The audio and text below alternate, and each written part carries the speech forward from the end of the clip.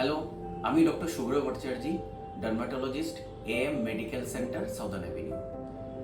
বন্ধুরা, আমরা laser hair removal সম্বন্ধে অনেকটা শুনেছি, বাট এই লেজার হেয়ার রিমুভাল অ্যাকচুয়ালি জিনিসটা কি? লেজার লাইটস, কনসেন্ট্রেটেড লাইটস হয় এবং সেই লাইটসগুলো দিয়ে আমরা হেয়ার ফলিকলসগুলোকে পার্মানেন্টলি ডেস্ট্রয় করতে পারি এবং সেখানে দেখা গেছে লং ডিউরেশনের জন্য আমাদের স্কিনটা হেয়ার ফ্রি হয়ে থাকে।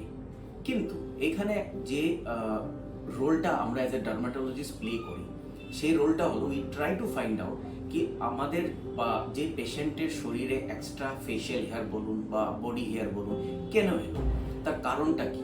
এই যে হরমোনাল ইমব্যালেন্স, সেই ইমব্যালেন্সটাকে আমরা আইডেন্টিফাই করি ফার্স্ট। সেকেন্ড স্টেপ হচ্ছে আমরা হেল্প নিই গাইনোকোলজিস্ট এবং এন্ডোক্রিনোলজিস্টের, যাতে আমাদের যে রেজাল্টটা আমরা দিচ্ছি বা যে প্রসিজিয়ারটা আমরা করছি সেই প্রসিজিয়ারটা পার্মানেন্ট হয়, লং লাস্টিং হয়। আমরা চাই না যে পেশেন্ট আমাদের কাছে বারবার আসুক এবং স্যাটিসফ্যাকশন রেটটা কম হোক। আমরা চাই যে নাম্বার অফ সেশনস কম হোক এবং পেশেন্ট যাতে হ্যাপি ফেস নিয়ে যায়। লেজার, আমাদের যে লেজারটা ইউজ করি আমরা, এটা ট্রিপল ওয়েভলেন্থ লেজার। তার মধ্যে 3টে ওয়েভলেন্থ আছে। টেকনিক্যালি বলা যেতে পারে যে একটা মেশিনে 3টে লেজারের পাওয়ার কাজ করে। খুবই সেফ, ওর জন্য আমাদের আনটুয়ার্ড ইনসিডেন্টস বা সাইড এফেক্টস বা বার্নস অলমোস্ট নেগলিজেবল বলা যেতে পারে, হয়ই না।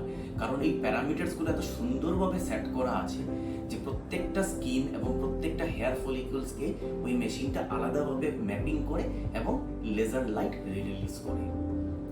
তো এই যে আমরা ট্রিটমেন্টটা করছি, সেই ট্রিটমেন্টটা আমরা যে কোনো জায়গায় করাতে পারি। ফেশিয়াল হেয়ারসে আমরা করতে পারি, যাদের এক্সট্রা আনওয়ান্টেড ফেশিয়াল হেয়ার আছে করতে পারি।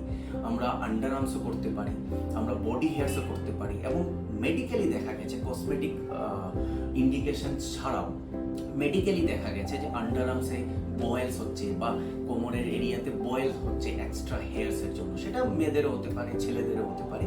সেই জায়গায় আমরা সার্জিক্যাল যারা আমাদের সার্জনস আছে ওনাদের হেল্প নিয়ে আমরা সেই জায়গায় হেয়ার ফ্রি জোন ক্রিয়েট করতে পারি, যাতে এই প্রবলেমগুলো মাল্টিপলভাবে বা বারবার না হয়।